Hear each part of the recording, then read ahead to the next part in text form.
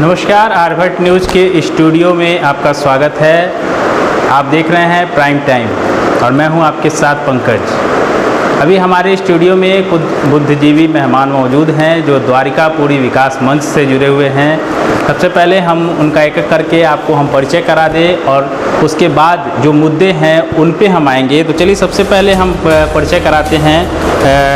द्वारिकापुरी विकास मंच से एडमिन हैं, उनका नाम है केसी मंडल जी। तो केसी मंडल जी, सबसे पहले आपका आर्यभट्ट न्यूज़ में हमारे स्टूडियो में स्वागत है। धन्यवाद पंकज जी। दूसरे मेहमान हमारे हैं संजय पांडे जी, जो कि उप सचिव हैं विकास मंच से। तो इनका भी हमारे स्टूडियो में बहुत बहुत स्वागत है। धन्यवाद पंकज श्री। उसके बाद तीसरे नंबर पे हैं उपाध्यक्ष हैं आर्यन सिंह जी, विकास मंडल के द्वारिकापुरी विकास मंडल के आर्यन सिंह हैं। उनका भी हमारे स्टूडियो में बहुत बहुत स्वागत है sir. Thank you very much. सभी द्वारिकापुरी के हमारे तरफ से प्रणाम स्वीकार हो। फिर जयशंकर प्रसाद हैं और लल्लू जी अध्यक्ष हैं विकास मंच के। इनका भी हमारे स्टूडियो में बहुत बहुत स्वागत है सर। बहुत अच्छा है पंकज जी। तो चलिए सबसे पहले हम जो मुद्दे हैं विकास मंच में, किस प्रकार से इन्होंने विकास मंच बनाया है, द्वारिकापुरी विकास मंच बनाने का उद्देश्य क्या है और क्या क्या कार्य हुए हैं, इन सभी विषय पे हम बात करेंगे। लेकिन सबसे पहले केसी मंडल जी हैं जो एडमिन हैं, उनसे हम सबसे पहले क्वेश्चन करेंगे कि आखिर द्वारिकापुरी विकास मंच जो है बनाने की क्या ज़रूरत पड़ी और क्यों इसे आपने बनाया है। जी पंकज जी, ऐसी बात है कि हम लोगों ने पहले ये सोचा, जब यहाँ पर हम लोग आए तो देखें कि काफ़ी सरकारी जो सुविधाएं होनी चाहिए वो बिल्कुल नदारद थी। और हमने 2-4 आदमियों के मुंह से हमेशा सुनते रहे हैं कि भाई ये काम होना चाहिए, वो काम होना चाहिए, लेकिन फ्रंट पे कोई नहीं आ रहे थे।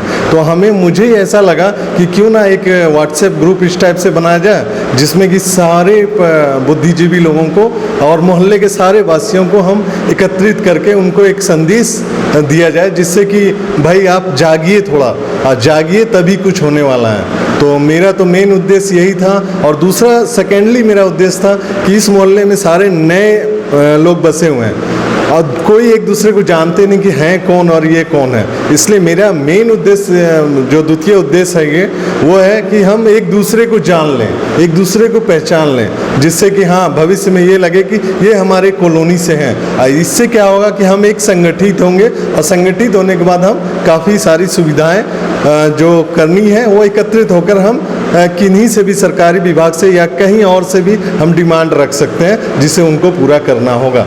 धन्यवाद पंकज। कॉलोनी में जो है, इस कॉलोनी में लगभग कितने लोग अभी तक रहते हैं? इस कॉलोनी में लगभग कुछ नहीं तो कम से कम सिर्फ घर अगर जोड़ा जाए तो वो कम से कम 250 के आसपास घर हो गए। अब उनके परिवार जोड़ेंगे तो आप हमें लगता है कि कहीं बहुत ज़्यादा ही हो जाए। तो और इसमें हमारे ग्रुप में तकरीबन 175 के आसपास जुड़े हुए हैं, 175 घर जुड़े हुए हैं। तो सारे मतलब संदेश फ्लैश होते हैं और सभी के द्वारा हमें काफ़ी सहायता मिली है। सारे हमारे पास अट्रैक्ट भी हुए हैं और इनसे बड़े बड़े लोग जो जिनको जुड़ना था, इसमें महानुभाव लोग भी जुड़े हुए हैं।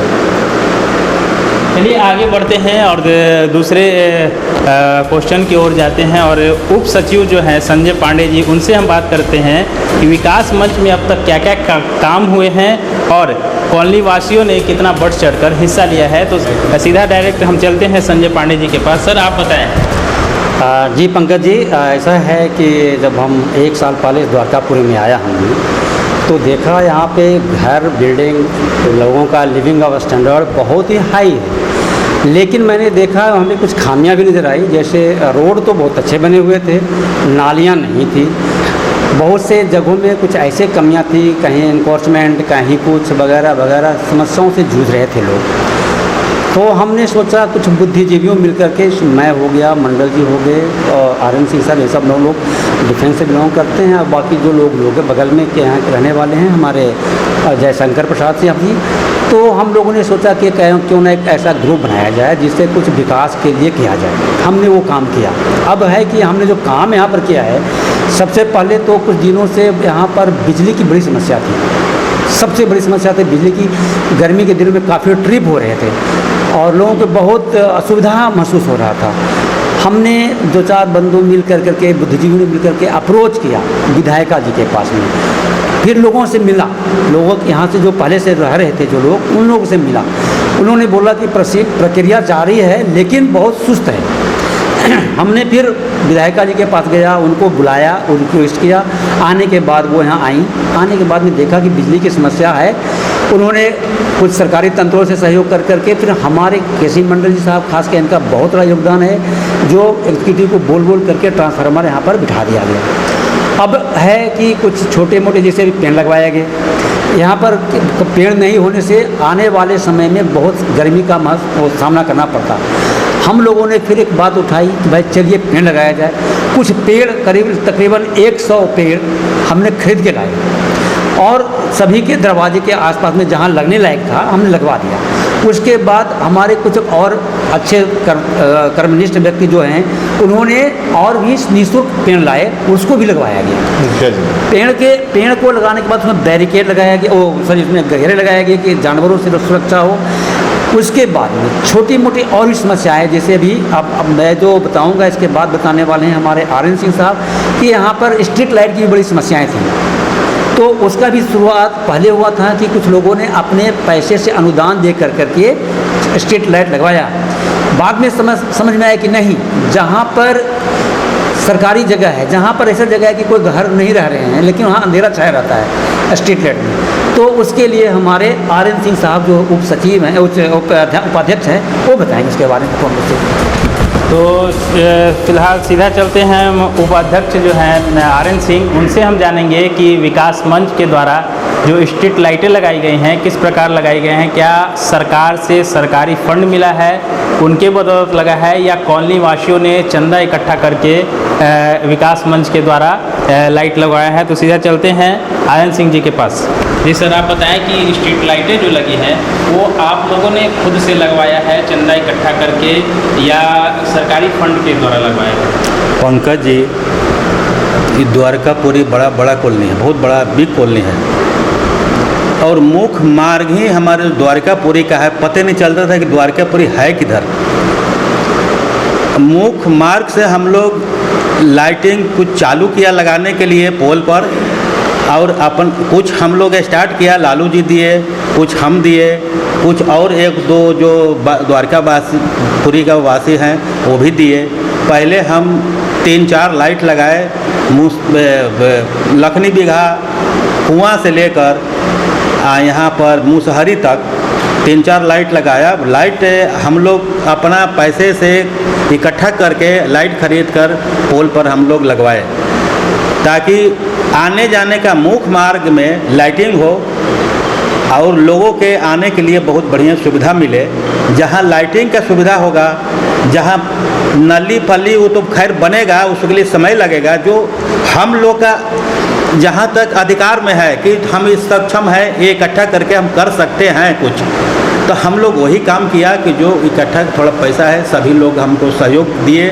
सभी के सहयोग योगदान से ये लाइटिंग जहाँ तहाँ, जहाँ की कहीं अंदर में भी लगा है, जो 3-4 आदमी जहाँ घर है तो 4 आदमी 5 आदमी इकट्ठा करके अपना एक पोल पर डाल दिए।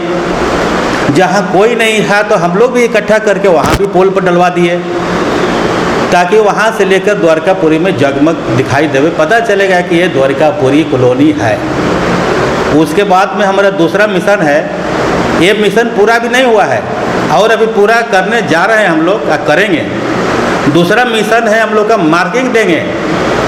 अभी लखनी बिघा से लोग बाहर से लोग आ रहा है, लखनी बिघा रोड पकड़ के, तो लोग पूछते हैं कि वो द्वारकापुरी किधर है, लेकिन हम लोग वहाँ पर एक कुआं पर मार्किंग, एक बोर्ड लगाएंगे, द्वारकापुरी का मार्किंग देंगे कि पता चले वहाँ के हाँ द्वारकापुरी इसी रोड में है। तो लाइट या प्लस मार्किंग, उसका भी काम आगे चल के हम लोग व्यू है वो भी पूरा करेंगे। और जितना जो रोड है जो बचा हुआ, रोड के ऊपर भी बोर्ड लगेगा, 1 नंबर 2 नंबर 3 नंबर, ताकि लोगों के बाहर से आने वाले के लिए उसको ज़्यादा ढूंढने की ज़रूरत ना पड़े। यहाँ से फ़ोन करेंगे 1 नंबर रोड है, 2 नंबर रोड है, उनको सुविधा हो जाएगा, हाँ भाई 1 नंबर में हमारा फलना आदमी से मिलना है। इसलिए हम लोग सभी आदमी और पूरी द्वारकापुरी का सहयोग है, कर रहे हैं, आज जो लोग न भी कर रहे हैं वो भी कर रहे हैं, करेंगे, क्योंकि हम लोग सभी के लिए काम कर रहे हैं। तो इसी पर हम बात ख़त्म करते हैं। अगला प्रोग्राम जब होगा तो इसके विशेष बात और हम आप लोग को बताएंगे। धन्यवाद, thank you very much. Dwarkapuri की जय हो।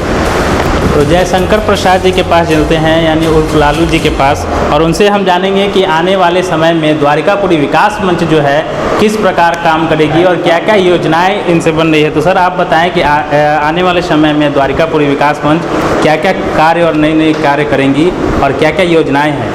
हाँ पंकज जी, वो तो आप बोले जो सही है। जो हम लोग काम कर चुके हैं और आने वाला समय में, जैसे हम लोग का सबसे पहले प्रॉब्लम है पानी का प्रॉब्लम है सबसे पहले।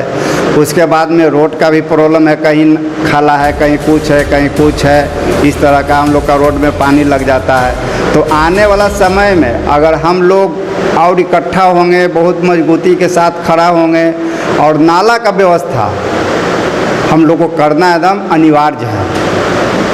तो यहाँ के जो नेता लोग हैं उन पे आप लोग का विश्वास नहीं है कि खुद से आप मिलते हैं, वो बोले हैं, नेता बोले हैं, आपका मुखिया बोले हैं, ये सब वार्ड बोले हैं कि हाँ जैसे कि हो जाएगा। लेकिन कहने का मतलब कि हो जाएगा तो कहिया हो जाएगा, कब होगा? पूरा इलाका भरा हुआ है। हाँ, पूरा इलाका भरा हुआ है पानी से। तो हम लोग इस पर सबसे ज़्यादा फोकस करने जा रहे हैं, नाला पर सबसे ज़्यादा फोकस करने जा रहे हैं। तो ये थे हमारे द्वारिकापुरी विकास मंच के कुछ बुद्धिजीवी लोग, जिन्होंने बताया कि विकास मंच में क्या क्या कार्य हुए हैं और किन किन मुद्दों पे अभी कार्य कर रहे हैं और क्या क्या यहाँ द्वारिकापुरी कॉलोनी में जो है अभी तक इन्होंने काम किया है, उसके बारे में इन्होंने बताया।